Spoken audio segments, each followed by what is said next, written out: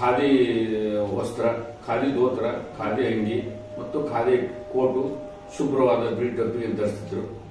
ಅವರು ಬಿಡುವಿನ ಸಮಯದಲ್ಲಿ ಕೆಲವು ಹಳೆಯ ಮಿತ್ರರಿದ್ರು ಅವ್ರಿಗೆ. ಕರವಸಪ್ಪ ಮೆಕ್ಕೇರ್ ಅಂತಿದ್ರು, ನಾಗಪ್ಪ ಸೌಟಿಗೆ ಅಂತಿದ್ರು, ಬಸಪ್ಪ ಬಜನಿ ಅಂತಿದ್ರು. ಅವ್ರ ಜೊತೆಗೆ ಬಸ್ ಸ್ಟ್ಯಾಂಡ್ ಹತ್ತಿರ ಸಂಕ್ರಮಣ ಗುಡಿ ಅಂತಿತ್ತು. ಸಂಕ್ರಮಣ ಗುಡಿ ಹತ್ತಿರ ಹುಲ್ಲಾಳ ಆಟ ಆಡ್ತಾ ಇದ್ರು. ಅವ್ರಿಗೆ ಪ್ರೀತಿ ಆಟ ಅಂದ್ರೆ ಹುಲ್ಲಾಳ ಆಟ. ಅವ್ರ ಹುಲ್ಲಾಳ ಆಟದಲ್ಲಿ ಅವರು ಗಮನ ಇಟ್ಟರೆ ಯಾವುದನ್ನು ವಿಚಾರ ಮಾಡ್ತಿರ್ತಿಲ್ಲ.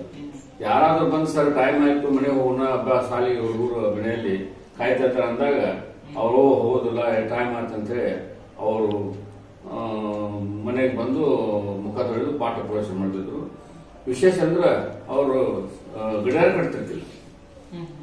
ಸಮಯ ನಾನು ನೋಡಿದ ಪ್ರಕಾರ ಅವ್ರ ಹತ್ತಿರ ಗಡಿಯಾರ ಇರ್ತಿರ್ಕಿಲ್ಲ. ಮನೆಯಾಗಿನ ಗಡಿಯಾರ, ಶಾಲೆ ಗಡಿಯಾರ ಇರ್ತಿತ್ತು.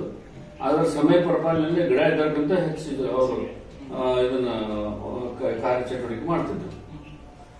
ಈಗ ನೀವು ಅವ್ರ ಕೈಯಾಗ ಕಲ್ತವ್ರು, ಅವ್ರು ಯಾವ ವಿಷಯದೊಳಗೆ ಪಾರಂಗತರಿದ್ರು? ಅವರು ಯಾವ ವಿಷಯದಂದ್ರೆ ಮುಖ್ಯವಾಗಿ ಗಣಿತ, ಆಮೇಲೆ ಗಣಿತ ಆದ ನಂತರ ಭೂಗೋಳ, ಆಮೇಲೆ ಸಾಮಾನ್ಯ ವಿಜ್ಞಾನ ಮತ್ತು ಭೌಗೋಳಿಕ, ಗಣಿತ, ಕನ್ನಡ ಇವು 4 ವಿಷಯಗಳಲ್ಲಿ ಪಾರಂಗತಿದ್ರು ಅವರು. ಮತ್ತು ಅವಾಗ ನಮ್ಗೆ 4 ವಿಷಯ ಇರ್ತಿದ್ರು: ಕನ್ನಡ, ಇಂಗ್ಲಿಷು, ಆಮೇಲೆ ಭೌಗೋಳಿಕ, ಅದು ಇತಿಹಾಸ ಅಂತಿದ್ರು, ಸಾಮಾನ್ಯ ವಿಜ್ಞಾನ ಮತ್ತು ಇನ್ನೊಂದು ಯಾವುದು ಸಾಂಸ್ಕೃತಿಕ ಇದು ಸಾಂಘಿಕ ಚಟುವಟಿಕೆಗಳು, ನೂಲೂರು ನೇಯುದು ಇತ್ತು ನಾವಿದ್ದಾಗ. ಅದನ್ನ ಅವ್ರು ನೂಲೂರಿಗೂ ಕಲಿಸಿದ್ರು ನಮ್ಗೆ. ನಾವು ನೂಲ್ತಿದ್ದೇವೆ, ಮತ್ತೆ ಒಂದು ಮಗ್ ಇತ್ತು ಶಾಲ್ಯಾಗ ನೇಯ್ತಿದ್ವಿ. ನೂಲೂರು ನೇಯುದು ಕಲಿಸಿದ್ರು ಅವರು. ಅದೊಂದು ಕ್ಲಾಸ್ ತಗೋತಿದ್ರು ಅವರು. ಅದನ್ನ ಬೇರೆ ಶಿಕ್ಷಕರ ಕಡೆಯಿಂದ ಬೋಧನೆ ಮಾಡಿಸಿದ್ರು. ಪಠ್ಯೇತರ ಚಟುವಟಿಕೆ ನೂಲೂರು ನೇಯುದು. ಮತ್ತ ಅವರು ಶಿಕ್ಷಣವನ್ನು ಕೊಡೋದು ಕ್ಲಾಸಿನಿಗಿಂತನೂ ಹೊರಗಡೆ ಅನ್ನುವಂಥದ್ದು ಕೇಳಿ. ಹೊರಗಡೆ ಯಾವಾಗಲೂ ಅವ್ರ ಕ್ಲಾಸ್ ರೂಮ್ನಾಗ ಕೂತಿರ್ಕಿಲ್ಲ. ಅವ್ರು ಬಂದ್ರಂದ್ರೆ ಬೇಸಿಗೆ ಬಂದ್ರಂದು ಹೊರಗೆ ಹೊರಗಿನ ಶಾಲೆಯಲ್ಲಿ ಮುಂದಿನ ಅವಾರದಲ್ಲಿ ಚಾವಣಿ ಅಂತ ಇರ್ತದಲ್ಲ, ಚಾವಣಿಯಾಗ ಮೇಲೆ ಹೆಚ್ಚಿನ ತಟ್ಟಿನ ಚಾವಣಿ ಇರ್ತಲ್ಲ, ಚಾವಣಿ ಗುಡಿಸಿನ ಕಲಿಸಿದ್ರು ನಮ್ಗೆ. ಕ್ಲಾಸ್ ರೂಮ್ ಕಿಂತ ಹೊರಗೆ ಕಲಿಸಿದ್ರು ಹೆಚ್ಚಾಗಿ. ಅಕ್ಷರಾಭ್ಯಾಸವನ್ನು ಕೇಳಿದ್ವಿ ನಾವು. ಅಕ್ಷರಾಭ್ಯಾಸ ಅಂದ್ರೆ ಅವರು ಹೆಚ್ಚು ಇದನ್ನ ಯಾವುದು ಈ ಕಾರ್ಬೋರ್ಡ್ ಅಂತಲ್ಲ, ಫಳ ಏನು ಬಳಸ್ತಿರ್ಕಿಲ್ಲ ಅವ್ರು. ಅವರು ನಮ್ಗೆ ವಿದ್ಯಾರ್ಥಿಗಳಿಗೆ ಮನಟಾಗುವಂತೆ ಅವರ ಬಾಯಿಂದ ಮತ್ತು ಕೈಯಿಂದನೇ ಅವರು ನಮ್ಗೆ ಶಿಕ್ಷಣ ಕೊಡ್ತಿದ್ರು ವಿನಃ ಯಾವುದೇ ಕಾರ್ಬೋರ್ಡ್ ಆಗಲಿ ಫಳ ಆಗಲಿ ಏನು ಅವ್ರು ಉಪಯೋಗ ಮಾಡ್ತಿರ್ಕಿಲ್ಲ. ಇವತ್ತು ನೀವು ಈ ಸ್ಥಾನದೊಳಗೆ ನಿಂತ್ಕೊಂಡು SF ಪಾಟೀಲ್ ಅಂದ್ರೆ ಯಾವ ಒಂದು ವ್ಯಕ್ತಿತ್ವ ನಿಮಗೆ, ಯಾವ ಒಂದು ಅವರ ಆದರ್ಶ? SF ಪಾಟೀಲ್ ಅಂದ್ರೆ ನನ್ನ ಜೀವನದಲ್ಲಿ ಅಥವಾ ಅವರ ಕೈಯಲ್ಲಿ ಕಲಿತಂತ ಇತರ ವಿದ್ಯಾರ್ಥಿಗಳ ಜೀವನದಲ್ಲಿ ಆಗಲಿ, ಒಕ್ಕುಂದ ಗ್ರಾಮದ ನಾಗರಿಕರಲ್ಲಾಗಲಿ, ಶಿಕ್ಷಣ ಕ್ಷೇತ್ರದಲ್ಲಾಗಲಿ, ಅವರ ಜೊತೆಗೆ ಕೆಲಸ ಮಾಡಿದಂತ ಇತರ ಶಿಕ್ಷಕಿಯರ ಮನದಲ್ಲಾಗಲಿ ಮರೆಯಲಾರದಂತ ವ್ಯಕ್ತಿ ಅವರು. ಈಗ ಅವರ ಆದರ್ಶ ವಿದ್ಯಾರ್ಥಿ ಅಂತಾನೆ ಹೇಳ್ಬೋದು. ನೀವು ಅವ್ರನ್ನ ಮಾಡಿ ಹತ್ತದಿಂದ ಕಂಡಿರಿ. ಯಾವ್ದಾದ್ರು ಒಂದು ಹಾಸ್ಯಮಯ ಆದಂತ ಸಂದರ್ಭ ನಿಮಗೆ ಏನಾದ್ರು ನೆನಪಿದೆ? ಹಾಸ್ಯಮಯ ಅಂದ್ರೆ ನನಗೆ ಒಂದು ನೆನಪು ಅಂತೀಗ, ನಾನು 4ನೇ ಸ್ಕಾಲರ್ಶಿಪ್ ಪರೀಕ್ಷೆಯಲ್ಲಿ ಹೊರಗೆ ಅಭ್ಯಾಸ ಮಾಡ್ತಿರುವಾಗ ಒಂದು ಯಾವುದೋ ನಗರದಲ್ಲಿ ಅಥವಾ ಗ್ರಾಮದಲ್ಲಿ ಗೋಲಿಬಾರ್ ಆಗಿತ್ತು.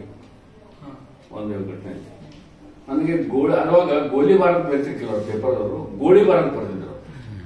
ಅದಕ್ಕೆ ನಾ ಪ್ರಶ್ನೆ ಕೇಳಿನವ್ರು ಸರ್ಗೆ, ಸರ್ ಮತ್ತ ಗುರುಗಳ ಅಂತ ಸರ್ ಅಂತಿರ್ಕಿಲ್ಲ, ಈಗ ಬಂದ್ ಸರ್ ಅದು ಗುರುಗಳ ಮತ್ತ ಗೋಳಿಬಾರ್ ಅಂದ್ರೆ ಏನ್ರಿ ಅಂತಂದ್ರು.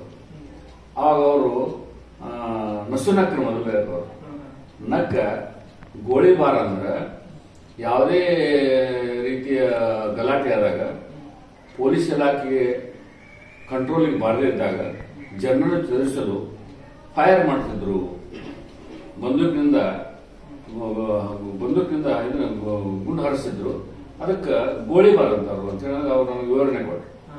ಅದು ಒಂದು ಯಾವ್ದಾಗ ಎಲ್ಲ ಹುಡುಗರು ಸದ್ಯಕ್ಕೆ ಚಿತ್ತದ ಕೇಳಿ ಎಲ್ಲರೂ ವಿಷಯ ಹೇಳಿದ್ರೆ ಎಲ್ಲರೂ ಖುಷಿ ಆಯ್ತು, ನಕ್ರು ಅವರು. ಇದೊಂದು ಹಾಸ್ಯ ಒಂದು ಸನ್ನಿವೇಶ ಗೊತ್ತಿತ್ತು ನಮ್ಗೆ. ಗೋಳಿಬಾರ್ ಅಂದ್ರೆ ಕೇಳಿದ ಪ್ರಶ್ನೆಗೆ ವಿವರವಾಗಿ ಉತ್ತರ ಕೊಟ್ಟರು.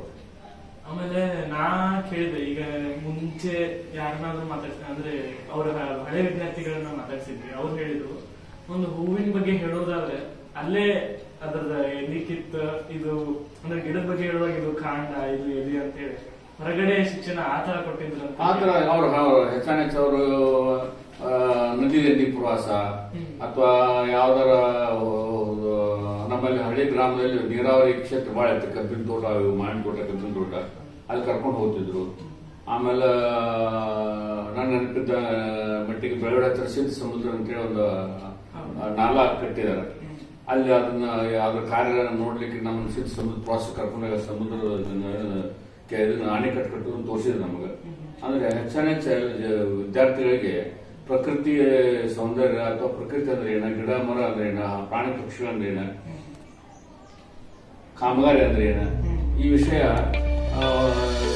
ಭೌತಿಕ ಮಟ್ಟಕ್ಕೆ ಪ್ರಯತ್ನ ಮಾಡ್ತಿದ್ರು. S S